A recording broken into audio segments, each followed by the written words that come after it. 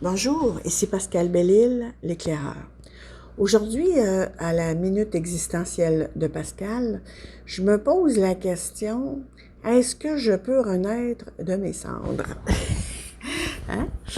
Des fois, là, la vie est pas mal intense, puis en tout cas, moi, je trouvais que c'était une bonne question à se poser, parce que souvent, on a l'impression que c'est pas évident de renaître de ses cendres. Mais je pense que oui. Je pense qu'on peut renaître de ses cendres. Mais aussi, il faut se dire, ben, jusqu'à quel point vous êtes prêt à renaître de vos cendres? Est-ce que vous avez accepté de rester des cendres? Ou bien vous acceptez de vous relever puis de passer à autre chose? Est-ce que vous en avez assez de souffrir puis d'être dans la douleur? Pourquoi vous en êtes arrivé là, dans le fond? Là? Pourquoi vous êtes devenus des cendres? Ça aussi, il faut se poser la question. Pourquoi vous vous sentez détruit, impuissant, abandonné, que tout autour de vous s'est écroulé? Pourquoi vous en êtes arrivé là? Est-ce que ça se pourrait que vous étiez plus aligné de la bonne façon? Est-ce que ça se pourrait que le milieu autour de vous, les gens autour de vous ne correspondaient plus à ce que votre moi intérieur, votre moi profond voulait vraiment pour vous là, dans la vie? Des fois, on pense avec notre mental, bon, ben moi, je veux aller à telle place, OK?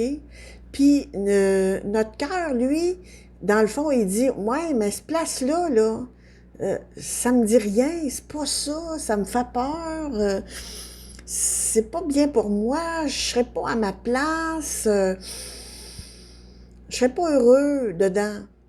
Dans cet endroit-là, j'ai pas envie de poser ce geste-là, j'ai pas envie d'être avec ces gens-là. Donc, des fois, là, vous dégagez une puissance tellement forte de refus, mais votre tête, elle n'entend rien de tout ça, veut rien savoir, a décidé, moi, là, je vais de A à B, and that's it, OK? Mais votre cœur, puis votre corps, puis votre intuition, puis vos émotions vous disent non, non, non, non, non, je veux pas y aller. Alors, quand ça arrive, qu'est-ce qui se passe? Ben, il y a tout qui pète, OK? Il y a un événement qui va faire que la direction que vous avez pris, ben, ça va carrément tout tomber à l'eau. Il va vous arriver un événement, vous allez manquer votre rendez-vous, vous allez manquer la personne que vous deviez rencontrer, vous allez, je ne sais pas, avoir une panne sur le bord de l'autoroute. Donc, est-ce que lorsque l'univers m'envoie des signes très concrets dans ma vie, est-ce que quand l'univers me met des bâtons dans les roues, m'envoie des personnes qui me pourrissent la vie aussi, est-ce que ça ne serait pas des signes qui me montreraient que je ne vais pas dans la bonne direction? OK? Est-ce que c'est possible que j'ai eu plusieurs de ces signes-là qui se sont présentés à moi et que, au fond, je les ai pas regardés, j'ai pas porté attention, j'ai décidé que je ferais à ma tête quand même. Est-ce que c'est possible que je sois têtu ou qu'on dise en bon québécois, j'ai une tête de cochon? Désolée du terme, en tout cas. Et je, je suis imperméable. Je suis imperméable à tout ce qui peut me montrer que je ne vais pas dans la bonne direction. OK? Il y a des gens qui sont comme ça. Mais qu'est-ce qui arrive à ces gens-là? Ben, est-ce que ça serait possible que de cette grande rigidité qu'on s'impose à soi, ben, pourrait en découler des symptômes physiques de maladie ou de dépression ou de refus ou de, en tout cas. Est-ce que ça serait possible que quand on va dans une direction puis que c'est pas la bonne, dans le fond, notre corps, la vie, les gens nous enverraient pas des signes pour nous dire, ben coudonc, ça n'est pas la bonne direction. Est-ce que c'est possible que quand on est trop entêté et que malgré tout ça, OK, on n'écoute pas, ben est-ce que ça serait possible que tout s'écroule autour de nous? Donc, est-ce que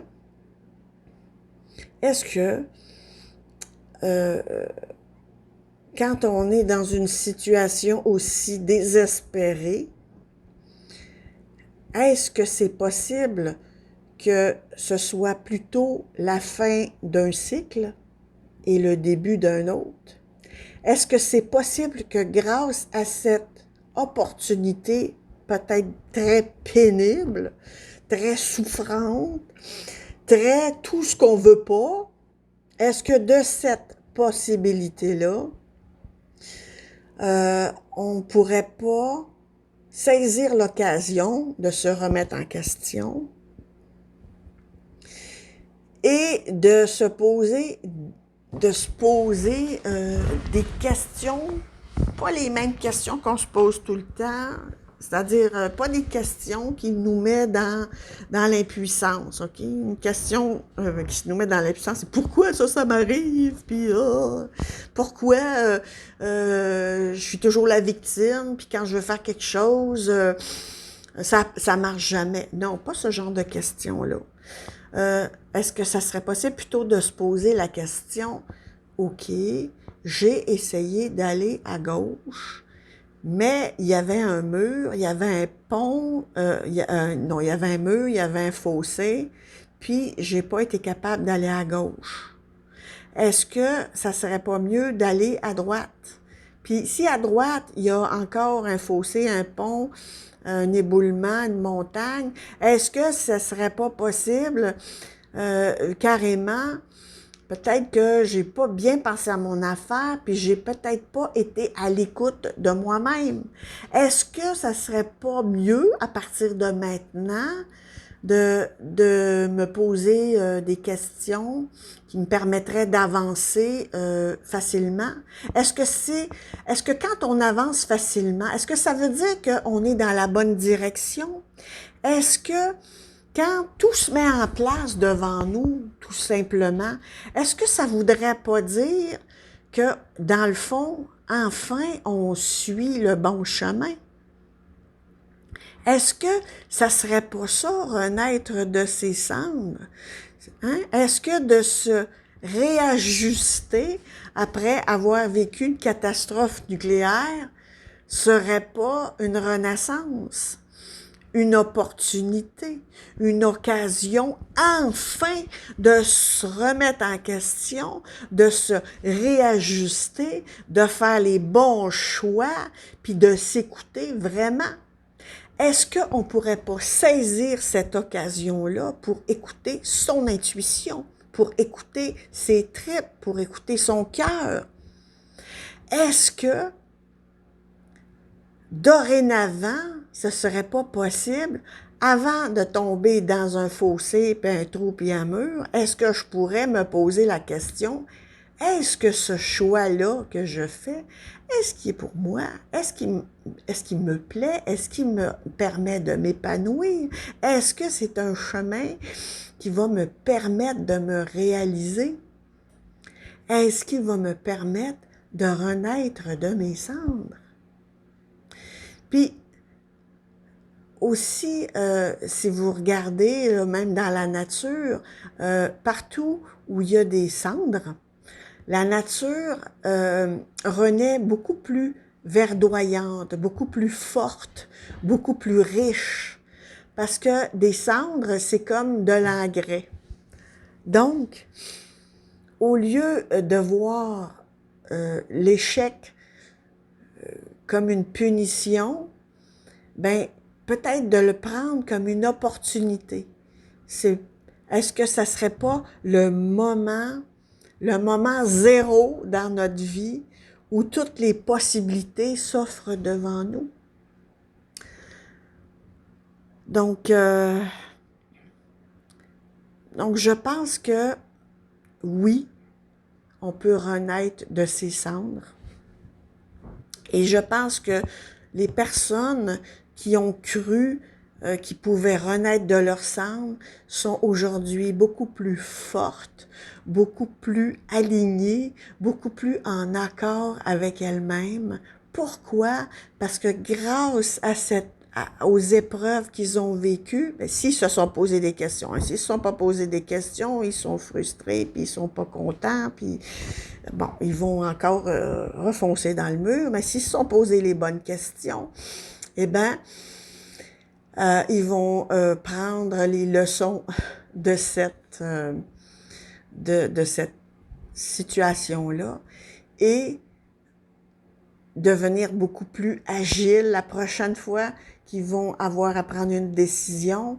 Ben, ils vont avancer avec plus de souplesse et s'ajuster plus rapidement. Donc, je pense que renaître de ses cendres est une bénédiction. Il faut juste saisir l'opportunité pour en faire quelque chose de positif, de constructif et d'épanouissant. Donc, c'était ma capsule « Est-ce que je peux renaître de mes cendres? » Et c'était Pascal Bellil, l'éclaireur. Vous pouvez me rejoindre sur ma page Facebook « Mon destin à la carte » ou sur mon canal YouTube « Pascal Bellil, l'éclaireur ». Ou vous pouvez m'envoyer des messages à mondestinalacarte@hotmail.com. Donc, à la prochaine!